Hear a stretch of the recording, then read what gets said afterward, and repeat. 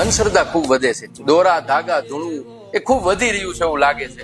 એ બાબતે આયમાના શું વિચારો છે? પણ માં ભગવતીના વિચાર જે છે એનો પુરાવો આપે છે કે શ્રદ્ધા હોય ત્યાં કોઈ પુરાવાની જરૂર હોતી નથી.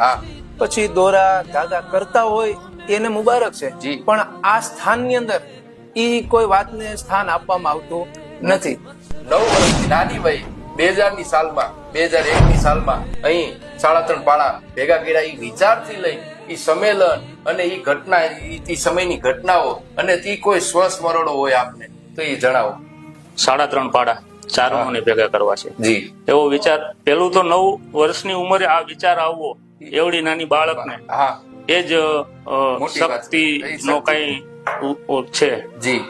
તો એ સમયે આપણને પરિસ્થિતિ ટૂંકમાં એકદમ ગરીબ વર્ગ જી, અને એ સમયની અંદર નવચંડી યજ્ઞ કરવો, 3.5 પાડા ચારણોના ભેગા કરવા, આ બહુ મોટી વાત હતી. પણ આપવાની પરિસ્થિતિ જ એવી નહોતી કે નવચંડી યજ્ઞ કરી અને ચારણોના ભારતભરમાંથી 3.5 પાડા ચારણોને ભેગા કરવા, કેમ કે આ બહુ મોટી વાત હતી. આલસુર બાપુનું આમ તો જીવન ખૂબ જ ઉજળું છે. ઉજળા ચારણનું એમનું જીવન છે અને ખૂબ સાદગીથી જીવે છે અને એમને સાદગીને વંદન છે. માટે એમના જીવન વિશે મારે થોડું જાણવું છે.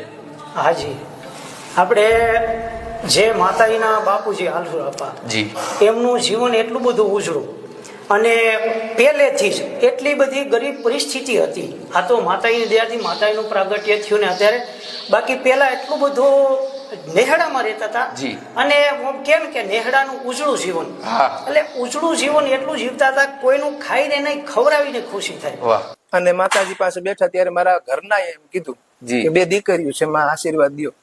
એટલે માએ પોતાએ મારી માટે થઈને માનતા લીધેલી કે જો જાની દાદાના દીકરાનો જન્મ થાય તો હું નાગબાઈ માને નેજો ચડાવું, અને એની કૃપાથી આજ મારી દીકરાનો જન્મ છે. પરિણામ છે આપણું જે એક્ઝામ નું પરિણામ આવ્યું હતું, બરાબર, એ પરિણામ પણ આપણો હોસ્ટેલ નો 1લો નંબર આવ્યો હતો, પ્રેમપરામાં પણ 1લો નંબર આવ્યો હતો, રામપરામાં પણ 1લો નંબર આવ્યો હતો. એટલે એ વસ્તુને મને ગર્વ છે કે હું ચારણ છું અને મને આયા આટલું બધું સૌભાગ્ય ભણાવવાનું મને મળ્યો આઈમાને ચરણોમાં.